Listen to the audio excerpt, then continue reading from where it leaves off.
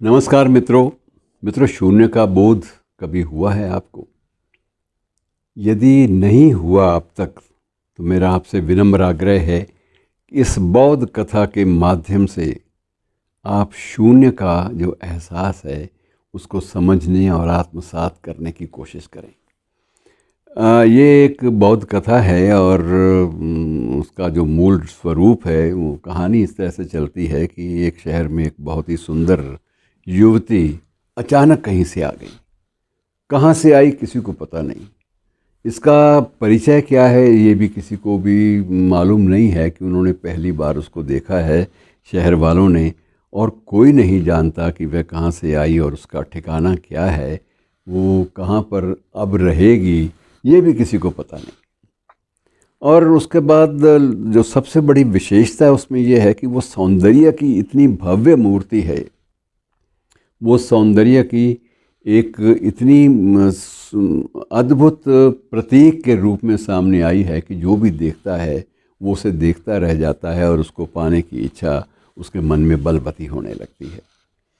अब होता क्या है कि उसको विवाह का प्रस्ताव देने के लिए उस शहर के लगभग 300 युवक एक स्थान पर इकट्ठे हो जाते हैं और सभी आग्रह करते हैं कि देवी आप हम में से किसी को भी उसके गुणों के आधार पर वर्ण कर लीजिए, हम आपके साथ पूरा का पूरा जीवन जो है आपकी इच्छा के अनुसार, आपकी कामना के अनुसार बिताने को तैयार हैं। और युवती कहती है कि देखो बात यह है कि मैं एक हूँ और तुम 300 हो, मेरी शादी सिर्फ एक से हो सकती है, इसलिए बेहतर यह है कि तुम एक काम करो, मैं कल फिर आऊँगी और मैं तुम्हें 24 घंटे का समय दे रही हूँ। इस समय में कोई भी तुम में से बुद्ध का जो कमल सूत्र है, एक मंत्र है कि बुद्ध का जो कमल सूत्र है उसको जो कोई आप में से दोहरा सकेगा उससे मैं वर्ण कर लूँगी अपने पति के रूप में।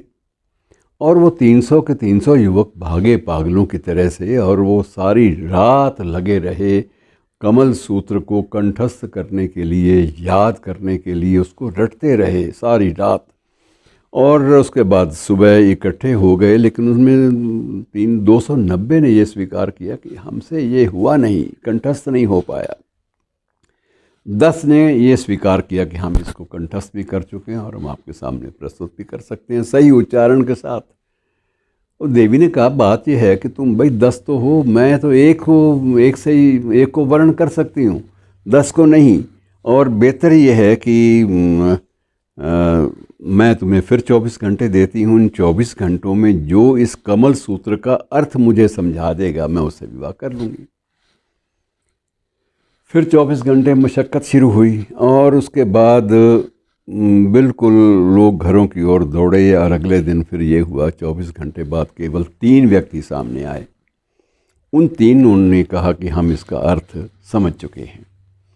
और युवती ने कहा कि फिर भी मुश्किल तो मेरे लिए बनी हुई है भाई, मैं आप 3 हो, संख्या आपकी 300 से 3 तक तो आ गई है, लेकिन 3 व्यक्तियों से मैं विवाह तो नहीं कर सकती, मैं केवल एक से विवाह कर सकती हूँ। और 24 घंटे और मैं उस व्यक्ति से, आप तीनों में से उस व्यक्ति से विवाह कर लूँगी, उसको वर्ण कर लूँगी जिसने भी इस मंत्र का, कमल सूत्र का जो मर्म है उसको चखा है, उसको अनुभव किया है भीतर तक। मैं उस व्यक्ति के साथ विवाह करने को तैयार हूँ। अर्थात उसका पूरा मर्म अंदर तक आपके होना चाहिए, पहुँचना चाहिए। और 24 घंटे तुम इसका जो अर्थ है उसको चखने की, उसको महसूस करने की, उसको आत्मसात करने की कोशिश तो करो।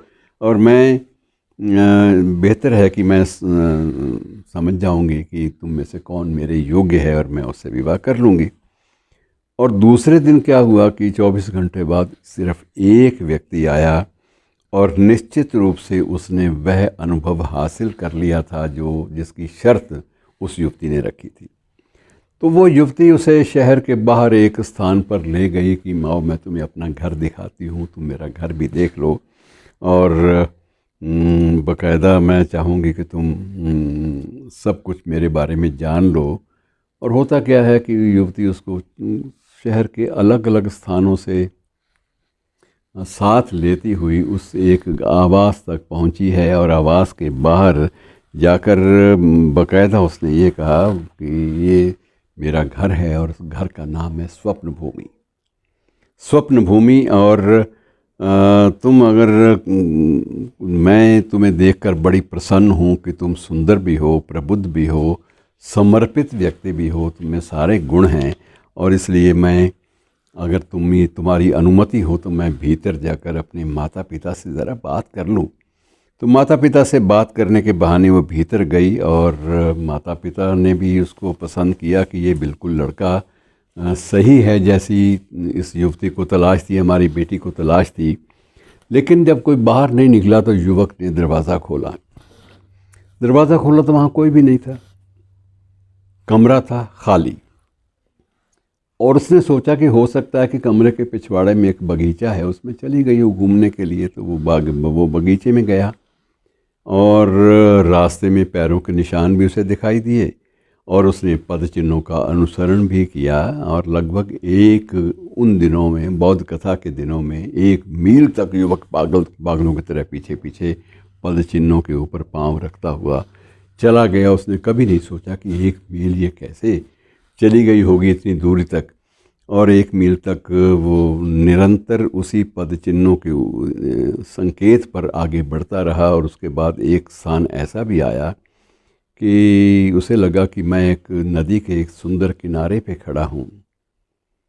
युवती भी नहीं है, पैरों के निशान भी गायब हो चुके हैं, और वहाँ केवल युवती के 2 जूते हैं जो स्वर्णिम हैं, स्वर्ण मंडित हैं, सुनहरे जूते हैं, बड़े आकर्षक, जिन पर मोहित बहुत लोग हुए थे, बड़े युवा हुए थे, कितने सुंदर इसने जूते पहने हुए हैं।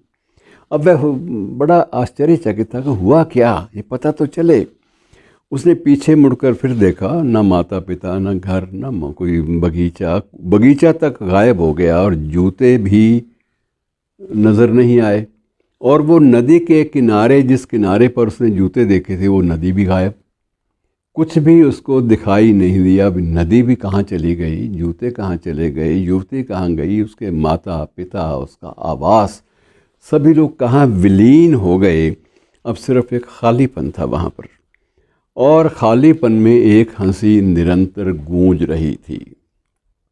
खालीपन में एक हंसी निरंतर गूंज रही थी और वह भी हंसा। किस लिए हंसा, इस बात का विश्लेषण वह भी नहीं कर पाया, क्योंकि वो तो एक अप्रतिम सौंदर्य की प्रतिमूर्ति के प्रति आकर्षित होकर यहाँ तक चला आया। और जहाँ तक चला आया वहाँ कुछ भी नहीं है, कंप्लीटली दोनों तरफ संपूर्ण शून्य ही शून्य है। और हंसी के बीच उसको आवाज़ आई कि चलो शून्य से विवाह कर लो। और ये विवाह है जिसकी खोज सभी महान संत करते आए हैं। और यही वह क्षण है जब आप कृष्ण की गोपी भी बन जाते हैं और किसी न किसी रूप में उस शून्य को अपने जीवन का हिस्सा बना लेते हैं। लेकिन धीरे धीरे सब कुछ मिट जाता है, वह रास्ता भी मिट जाता है, वह घर, पैरों के निशान सब गायब हो जाते हैं, और सिर्फ एक हंसी है जो ब्रह्मांड के पेट से ही पैदा होती है। और धीरे धीरे यदि इससे आगे कहानी चलेगी तो बौद्ध कथा में संकेत है कि यदि इससे भी आगे आप जाना चाहेंगे तो आप पागल हो जाएंगे भाई, आगे मत जाइए, यहाँ इस बात को यहीं तक समेट लीजिए। और जो युवती है इसको गुरु का प्रतीक मान लो, और उसने जो नेतृत्व आपको दिया आगे पद चिन्हों का, उसको धीरे धीरे ज्ञान के मार्ग पर चलने का एक मार्ग मान लो और धीरे धीरे आगे बढ़ो। सबसे पहले सूत्र का पाठ करो, दूसरा बौद्धिक रूप से इसको समझने का प्रयास करो सूत्र का, और तीसरा एक संकेत दो कि इसे आप जी चुके हैं, आपने पा लिया सब कुछ।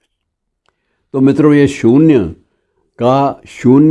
शून्य में विलीन होना अपने आप में बड़े संदेश देता है कि जब तक आपकी बौद्धिकता उस चरम तक नहीं पहुंचती तब तक आप आगे नहीं बढ़ सकते, वरना आप अपनी मानसिक जो अवस्था है उसको खो बैठेंगे। और शायद इसी का संकेत जयशंकर प्रसाद जी ने अपने कामायनी के अंतिम सर्ग में, अंतिम पंक्तियों में यही संदेश दिया है कि वस्तुतः व्यक्ति जो कुछ भी करता है वह सत्य, चित और आनंद की प्राप्ति के लिए करता है, और उसी को हम लोग जब छोटे रूप में पहचानते हैं तो वो सच्चिदानंद का रूप बन जाता है। धन्यवाद।